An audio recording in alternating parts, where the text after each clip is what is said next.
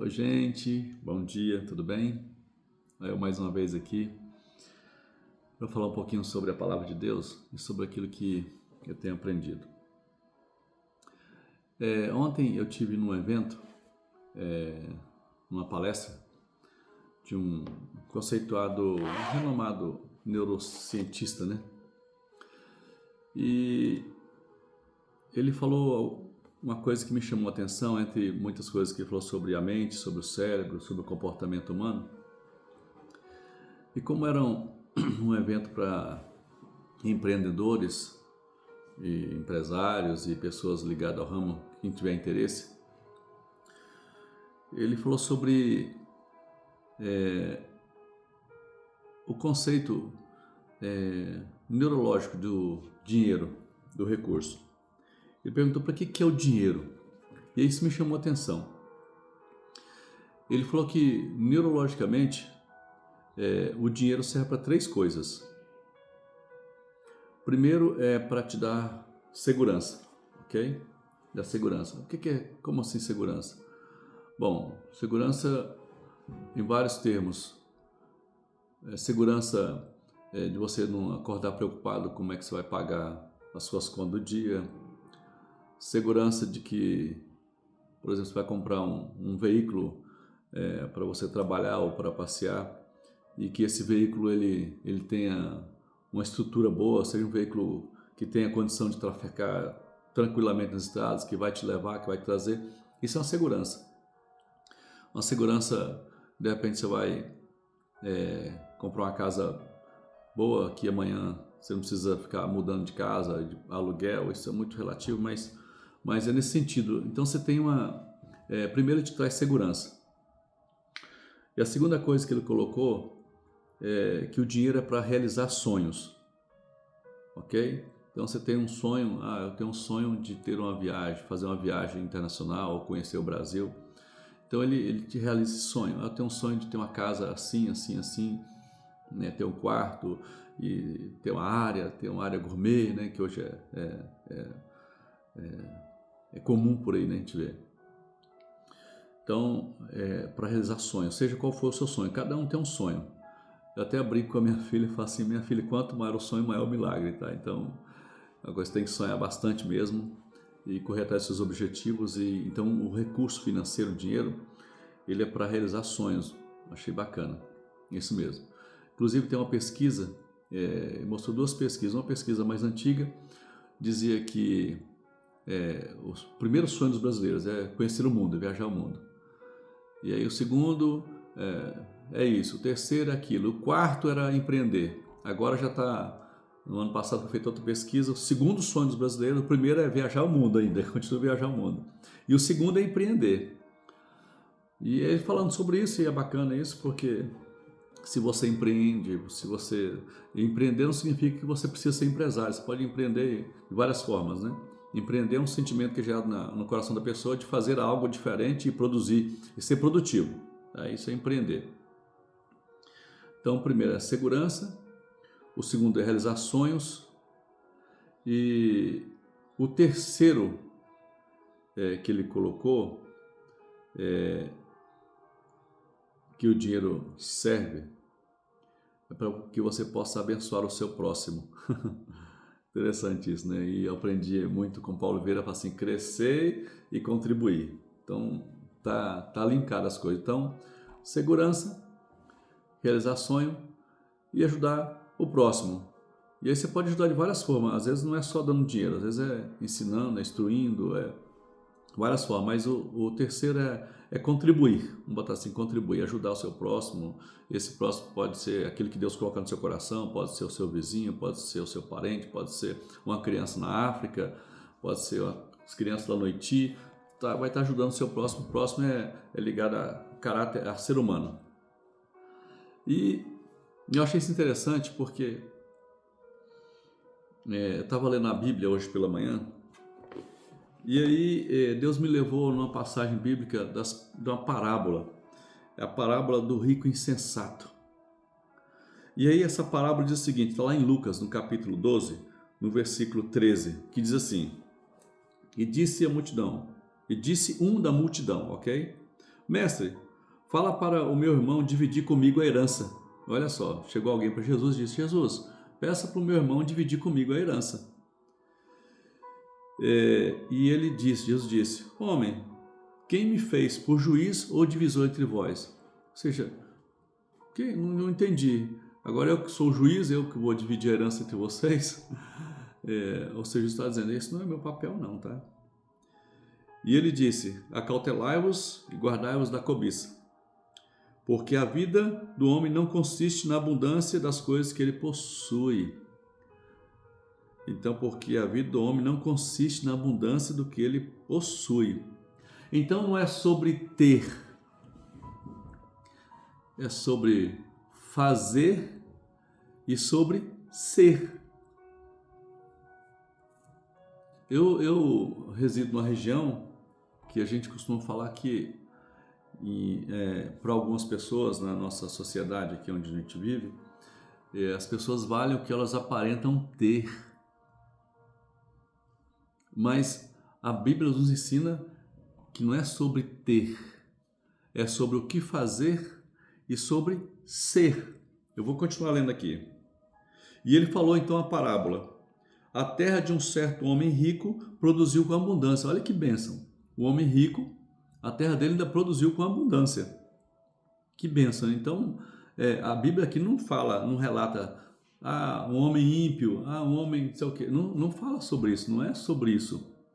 Não fala a característica, mas na frente a gente vai entender um pouquinho mais. Mas fala assim, o homem rico produziu com abundância. Então ele começou a pensar consigo dizendo, o que farei, pois não tenho mais espaço para guardar os meus bens, os frutos? E ele disse, farei isso, derrubarei os meus silos, os meus celeiros, e edificarei outros maiores, e colocarei ali os meus bens e tudo que eu possuo ali dentro. E ele disse, olha só aqui que é um detalhe importante, ele disse, e direi à minha alma, alma, tens em depósito muitos bens, descansa, come, bebe e alegra-te. Mas aí disse Deus, tolo, essa noite vão requerer a tua alma, e o que tens preparado para quem será? Assim, aquele que para si ajunta tesouros não é rico para com Deus. Eu achei interessante essa pergunta que Jesus fez aqui, tolo, hoje pedirão a tua alma, e o que tens preparado para quem será? A Bíblia, eu entendo assim, a Bíblia fala que ela é uma espada de dois gumes, então ela penetra, ok? Então ela mata a carne, ela penetra, quando uma espada penetra na pessoa, aquele corpo ali, ele vai morrer, beleza? E ela é uma espada de dois gumes, ou seja, ela corta para um lado e ela corta para outro. E aí quando a gente começa a olhar a Bíblia, ela mostra que ela faz a divisão entre aquilo que é espiritual e entre aquilo que é material. É bem simples a Bíblia. E ela orienta as duas coisas, por isso que ela é uma espada de dois gumes. Ela não é só espiritual, a Bíblia tudo espiritualiza. Não. Tem coisas que são da esfera humana, que você precisa fazer.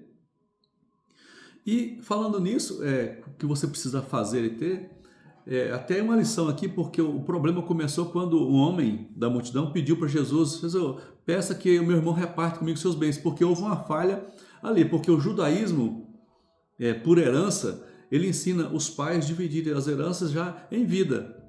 Você quer ver? Olha Abraão, o que Abraão fez? Lá em Gênesis 25, fala que Abraão deu tudo que tinha para Isaac, lê lá, está escrito lá. E Deus deu bens para os seus outros filhos, porque Abraão, não sei se você sabe, ele casou novamente depois da morte de Sara com uma mulher de origem africana e teve vários filhos com ela. Então, para esses filhos, Abraão deu presentes, deu vários presentes. Olha, está aqui a sua porção, você vai para tal lugar. Está aqui fulano a sua outra porção, você vai para tal lugar. Vamos botar José, João, Pedro, bota o nome deles assim. Olha aqui, Pedro, aqui está a sua herança, Pedro, você vai para tal lugar. Aqui está João, você vai para tal lugar. Aqui está Tiago, você vai para tal lugar. E deu presentes e o restante do que tinha, ele deu para Isaac, está escrito lá. Então ele dividiu em vida a sua herança. Esse é um princípio judaico. Então aqui houve uma falha, né? Quando esse homem procurou Jesus aqui, por ser a sua descendência judaica, ele procurou Jesus. Então, uma primeira coisa que eu me lembro disso é exatamente isso. E as pessoas às vezes têm muita dificuldade de fazer isso. Hoje tem muitos mecanismos, existe lei para isso, para a herança dos filhos, para a herança, dividir a herança. Inclusive, hoje estão a onda de fazer holding familiar, exatamente já para resolver a questão hereditária, né? Essa cadeia sucessória. Hoje prepara a sua cadeia sucessória. É bom você pensar sobre isso, preparar a sua cadeia sucessória. Aqui houve uma falha aqui, eu disse, eu não vou me meter no meio disso, Jesus disse, porque tem as leis, tem os costumes, tem a cultura, tem os mecanismos para isso. Então, não precisa de interferência de Deus. Deus vai direcionar. Não, faça o que a lei manda. Procura mecanismo, procura uma boa advogada. Eu tenho algumas amigas que são advogadas e elas trabalham com cadeia sucessória, holding familiar, trabalham, não tem problema nenhum, faça o que é certo, já deixa tudo certinho. Eu conheço problemas familiares de pessoas que deixou herança, tem 15 anos brigando, então estão acabando com tudo, pagando para a justiça, pagando para advogados e tal.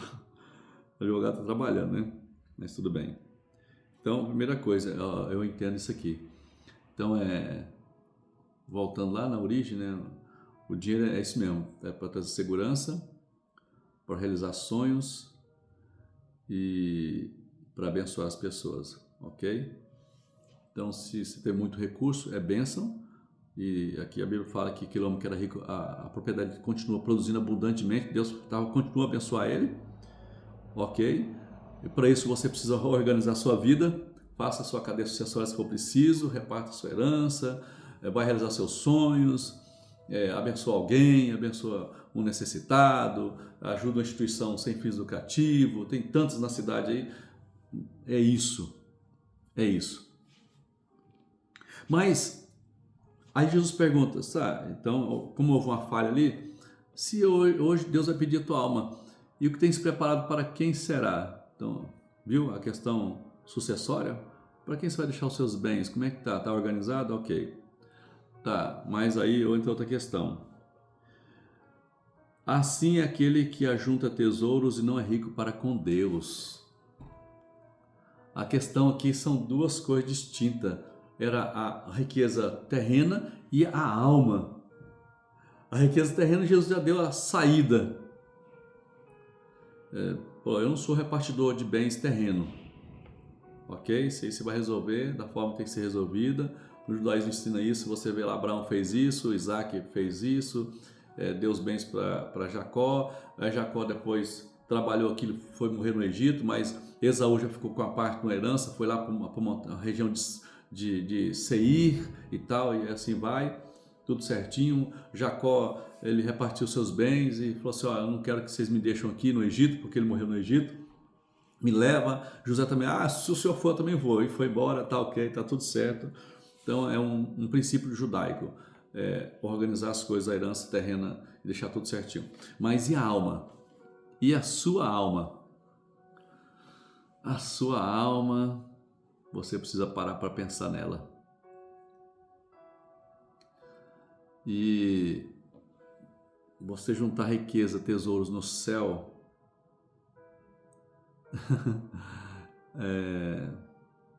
outra coisa que você precisa parar para pensar. E às vezes você pode falar assim, eu tenho tanto recurso e estou vazio por dentro. Eu tenho tanto dinheiro e parece que falta alguma coisa. Sabe o que é isso? É a sua alma clamando para você buscar Deus, o seu espírito. Por isso Davi dizia, a minha alma tem sede de ti, ó Deus, a minha alma tem sede. Quando me apresentarei diante da tua face? Então a alma do homem, o espírito do homem tem sede de Deus. Então se você tem muito recurso e está construindo, tá tudo certo, é bênção de Deus. Mas cuida também da sua alma. Cuida da sua alma. Como é que eu começo? Eu vou dar um começo. Começa a ler na Bíblia. Leia a palavra de Deus. Ela é viva, ela liberta, ela cura, ela vai te ensinar o caminho. Leia a Bíblia. Um caminho, leia a Bíblia. Ora. Como é que é orar? Orar é oração, é falar. Fazer uma ação de falar. Essa é a oração. Ação de conversar. Conversa com Deus, acorda pela manhã. Eu tenho o hábito, né? Na verdade é uma necessidade que eu tenho de acordar todos os dias pela manhã. Hoje eu acordei 4h30. Aí eu vou lá para a sala da minha casa e vou orar. Eu sento no chão lá, literalmente, eu sento no chão, pego lá um edredom, boto por cima e vou lá conversar com Deus. E aí, quando eu comecei a orar hoje pela manhã, Deus me fez lembrar da palestra de ontem, que o cara falou sobre para que é o dinheiro. E aí Deus me levou exatamente nessa parábola do homem insensato, do rico insensato, que tinha muito recurso, era muito sábio para esta vida, mas faltou uma sabedoria para os céus, faltou uma sabedoria para com Deus, de buscar Jesus.